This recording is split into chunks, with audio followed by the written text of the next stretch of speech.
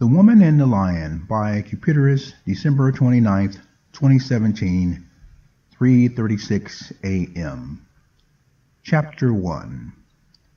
Diana knew what she wanted and not only got what she wanted, but also did so in an effortless fashion. She got in early on the Bitcoin rush and became a billionaire after converting her Bitcoins into regular currency and gold bullions. Her greenish blue eyes sparkled.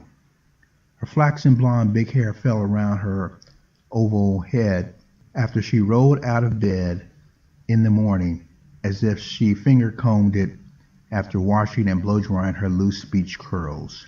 Her beach curls never waned, regardless of the circumstances during the day.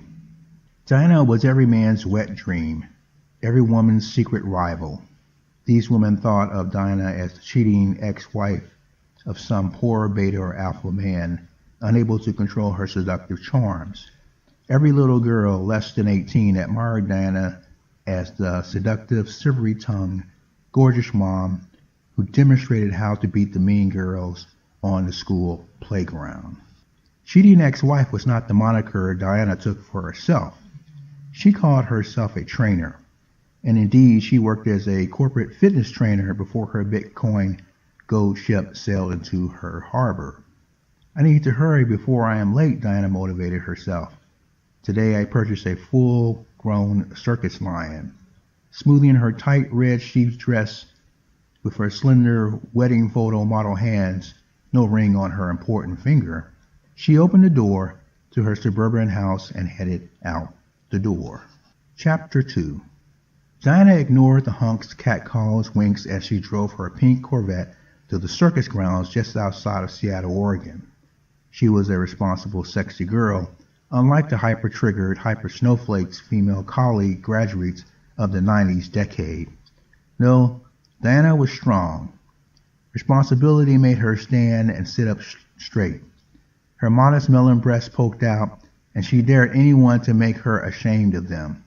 Admitting she disliked living alone, Diana accepted it because no man satisfied her for long. Either they soon turned into beta mush, or they started exhibiting toxic masculinity, each quality Diana loathed. Only a true man, a king, could keep her. Hence she decided to buy the lion known as the One from the frightened circus owner. Seems the One turned on his latest trainer of 7 years and ate him alive. Well, what was left of his upper torso before the lion trainer died in hospital. Arrangements all made, she went to pick up the One. Diana paid hush money to the circus owner. Tell everyone you killed the lion, Diana said before slipping a bribe to the SCPA officials who came along to put the One to death, to the lion's heaven in the sky. Throwing back the white circus cloth flap door, Diana entered and strutted on the circus beige dirt under the colorful big top. This was her first time being inside a circus. She detested circuses as a child because, well, the men who were employed under the big top made tittle amount of money. She would never marry any circus performer, but buying the One was a different story and circumstances anyway. The One roared in the background. The high-wire girls sneered at Diana. They knew Diana's type. She came to steal the strongest one among their creative husbands. The One's roar grew still louder as Diana's stealth red flats crossed past the inner performance ring, where horses and a jealous trick riding girl did hula hoops standing on the brown horse's galloping back. Diana winked at the male circus performer, tossing ever more pink, blue, and white hula hoops to his wife on horseback performing. The horseback girl yelled, "Don't look at that crazy slut." Diana responded by finger-combing her perfect flaxen blonde beach curls. This caused the horse-performing girl to fall. Her husband, taken out of his maze of sexual attraction to seductive Diana, ran over and said, "Honey, are you all right? Anything broken?" The circus performer girl tossed a sly, quick look at Diana and shot darts at Diana. Her darts said, "There, I played a seduction game too." Underpart girls frequented Diana's world, but she never stayed around long enough for them to bother her with their tittle responses. Diana noticed the nervousness in Hugh, the circus owner, as he came out. Maybe he was scared to be alone with her, with all the Me Too hysteria sweeping the nation. However, Diana was not afraid. "I'm glad you didn't chicken out," Hugh said. He was a fat circus performer, too fat for Diana's specifications. Other women might have judged him pudgy and slightly overweight, though. Transparent sweat beads decorated his forehead in a mist of perspiration. "I've been holding off on the news reporters who want to know what happened to the one." Chapter 3. You kidding? I chicken out? Never. I can handle the one. I need a challenge. Every growing woman needs a challenge. Being rich freed much of a person's time. Diana finger-combed her flaxen blonde beach hair and followed Hugh. The one roared louder. Hugh nodded cautiously. "I'm glad you're taking the one off my hand. He really is a charming fellow. Really. Okay, sometimes lion trainers forget their place. The one is still king of the jungle, even if it is in the city under my big top. Come this way." "You're not afraid to be alone with me?" Diana quipped and grinned. "You mean the Me Too mania?" "No, we will not be alone for long." The roar of the one almost struck terror in Diana. Almost. "He sounds friendly," she responded. "He is," Hugh said and sighed. Hugh turned back to Diana. "I really hate to see him go. He is such a decisive creature." Hugh pointed at the large golden cage where the huge lion, with its wild yet groomed yellow mane, strutted around back and forth. The golden cage stretched in a square frame, half the size of Diana's swimming pool in her backyard. Diana noticed a lamb in another cage not too far away. "Perfect for my living room, but I probably should put him in my den." Diana laughed. "He might send a chill down the guest's back." "That sounds good," Hugh sighed. "I'm sorry to see you go, the one. But you stepped over your bounds eating up Chad." Diana got the feeling Chad was a beta simp, someone easily controlled, or this mishap would never have occurred. Simps deserved what they got in life. Men being nice whenever, for whatever, never motivated a girl to get wet between the legs. All the romance novels women read convinced them 24/7 excitement in heterosexual relationships remained the love standard. No boring moments, no downtime. Rot such as boring required an oopsie-daisy drama push, negative usually, from the woman to put the man back on the romantic track. Discontent, to try to do more, to be better men. This was her relationship. She managed it. Boring events inhibited her style. Dodgy women wanted someone strong and invincible, able to gallop, galump, or glide through her emotionally flip-hearted shit tests and remain unchanging like a rock about love. Regular currency quickly changed hands. Diana threw in 100 bitcoins as a bonus to assure Hugh keep his trap shut. She had no idea what she would do to keep her friend's mouth shut about the one residing in her sprawling home. Luckily, the den was in the back of the house. She'd keep them away from the den, say she was refurbishing her den. Diana pulled into her driveway and motioned for the circus truck unmarked as Hugh, painted it white for anonymity, pulled around until the back of the den. The one slept peacefully from the tranquilizer dart. Hugh needed to keep him quiet during his trip to his new home. The lamb seemed visually less afraid while the one slept. "Thank you for your help, Hugh." Diana shook his hand and ignored his leering eyes, first on her breasts under the tight red dress, and later gliding down her fit hourglass figure. A woman was not a woman unless a man gawked at her sometime or another, and Diana accepted responsibility for enjoying the male gaze. Her confidence still kept most men from asking her out. So Diana, when the urge grew too strong, she simply asked out a man of her choice. She was not about to wait for her stellar looks to hit the wall at age 30. 26 is close enough to the wall. The men were too glad to do a pump and dump, not realizing it was Diana doing the humping and dumping of them. Chapter 4. Well, the one roared, "Rawr!" I know new faces and places, but everything else is the same. Diana went to the small lamb's cage and opened it. She dragged the hesitant, panicky, white-furred creature and led him to the one's cage. Quickly opening the cage as the one rushed forward, Diana slung the lamb inside and shut the door. Like a pack of piranhas in the Amazon River, the one came forward in a great leap and landed on the lamb. His large jaw closed around the lamb's neck, and the short bleating sound of death ended like that. Gruesome, cruel, much like life, Diana watched without much feeling, but with careful observation. She needed to know what Chad forgot to know. When the one was annoyed, when he was hungry, when he was angry, when he might strike, and whenever satisfaction appeared on the one's face. Days went by, and Diana and the one got into their routine.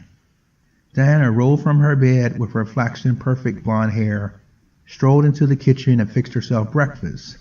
She read the internet and felt better when Hughes' circus left Seattle, Oregon, for California. Apparently no one noticed the one's absence because Hugh bought another aged, albeit better behaved lion. They called the new lion the one as well. That's that, said Diana. He's all mine. Diana did not know for sure what she would do with the one. The idea of keeping such a powerful creature is what drove her initial motivation. Now that hurdle was behind her. Bits of motivation to control and dominate the one slowly arose in her anew. Not all at once, mind you. Diana finished her treadmill exercises, took a shower, went to the back of her sprawling house, and had a morning talk with the one. The one listened and roared sporadically as if understanding their conversations, woman and beast. Diana admired the one's power and commanding presence. Something inside her wanted that presence to make it transfer to her. She scoffed. Such a ridiculous notion. I am a human, and the one is, well, a lion. Then she went out to the small barn on her land and brought in another lamb, and the gruesome scene repeated itself. Satisfied, the one went to sleep after licking his bloody lips. Diana slipped inside the cage and removed the blood fur carpet the one did not consume. Weeks passed. People came over and dined. Diana learned the latest gossip in the fitness corporate plantations she escaped from. Occasionally, people wondered why the den was off limits. She simply finger-combed her flaxen blonde hair and said she was redecorating. Part of this was true. Diana thought the one needed to see more of his natural habitat. She painted the walls a pale yellow of the continuing circling sun shining on the long and short grasses of the Sahara. She painted pictures of wild edible animals. She even went so far as to download Sahara animal voices, gazelles, lions, elephants, and birds. All of these efforts seemed to appeal to the one's ancient ancestral memories. He seemed satisfied, but eventually the urge to eat arose in him, and the bloody ritual of feeding the one a lamb ensued. One day, she was painting and her back turned to the one's open cage. The one rushed out of the cage. As soon as his hind paws left the golden cage, Diana's clever instincts kicked in. She quickly turned around and yelled, "That's inappropriate, the one. Inappropriate." The one stopped in his forward motions. He hesitated as if caught between his instincts and his knowledge of his training. He slowly turned back, went inside his cage, and lay down. 1 year later, the one allowed Diana inside his cage without growling and craning his neck as if to warn, "You better watch your step, lady. This cage is my territory." Diana scoffed at his nonverbal, territorial, emotional responses. Feeling proud of her feminine emotional power to read people and things quickly, she sent a counter message. "You better not." The one understood. 5 months later, the one and Diana came to an agreement it was okay for her to pet his well-groomed yellow mane. She did, after all, provide the one with all of his pleasure. The safari sounds, the painted walls of the safari, the sense of being secured and unharmed. You do not even have to do tricks or raise your paws at my command. The whip sound is a fading memory. The one purred for the first time. Yes, Diana and the one seemed to understand each other. Peace accomplished. In the second year, Diana not only petted the one, but also the one slept with his head on her lap. Diana started getting beef from the supermarket because the live feeding of the lamb disturbed her. Raising the lambs also took up more time than she wanted. Right now, all she wanted to do was sketch the one in his open cage door. At last, the one, Diana said after sighing, we've reached peace. We're happy together. The one purred. He gave up his roars. At this moment, something arose in Diana, a strange discontent. Her goal having been gained, she wondered what else to do with the one. Her sketchbooks went viral and people wondered how she drew those perfect lifelike renditions of a wild lion. I don't know myself. I believe it's my dreams, Diana lied. For in fact, Diana truly felt a deep sense of accomplishment. She had gone where no woman had gone before. She bought a wild killer lion, the one, and domesticated it. She could feed the one red beef slabs from her hands. Diana had only one goal left. She dragged a lamb occasionally into the den, and the one did not look at the creature with a carnivorous attitude. In year 3, the one lay down with the lamb and refused to eat it. Diana accomplished the last of her goals. Chapter 5. Diana laughed and joked with her guests in the living room. My confidence? Y'all act as if I am a new person. Somehow I have become a more powerful woman than I was on the corporate plantation. I'm simply a woman. Diana thought about how she did not even have to say the one is quiet. He was quiet as a house cat nowadays. But your confidence is off the return on investment scale, said one former corporate plantation man, her former boss. No, not really. Diana found herself using Hugh's terminology. I am just drawing lines. I suppose my lion. She hesitated for good effect. The one, said a former woman employee of the corporate plantation, who was a bitch to Diana, but now feared Diana. Yes, all his energy seems to be mine. I do not know how that happened. If you had a lion, you'd probably rule it, continued the little bitch girl in her tight pink dress. Probably, Diana replied. Probably. The seed inside her, buried in her mind, and the nagging discontent she felt recently grew stronger and stronger, beginning to sprout.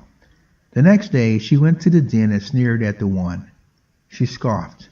Diana paced back and forth in front of the open cage where the one slept peacefully with the lamb, the same lamb from the year before.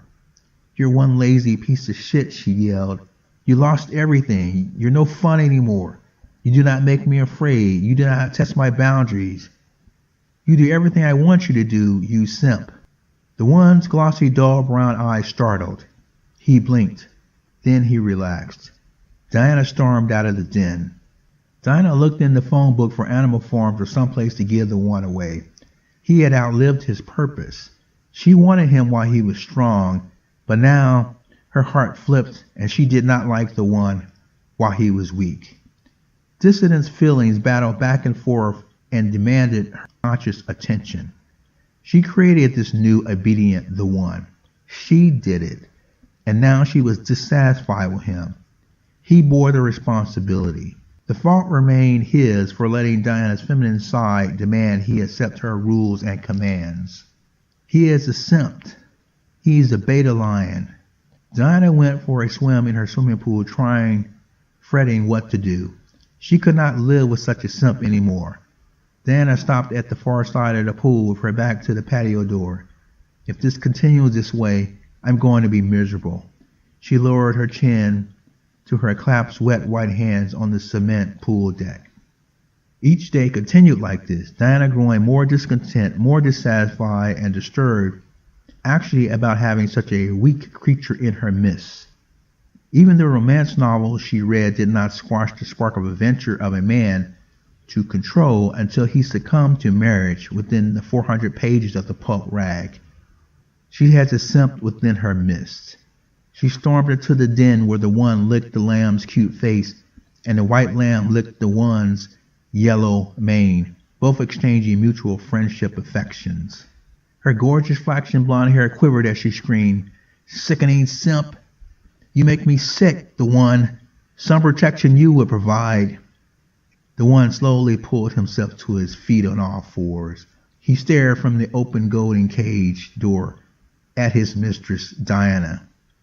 Diana, startled, threw her hand over her mouth. The spark of interest resurged through her body and heart. Her feelings flipped again. She smoothed her flaxen blonde hair back from her blue-greenish eyes. He was still the one.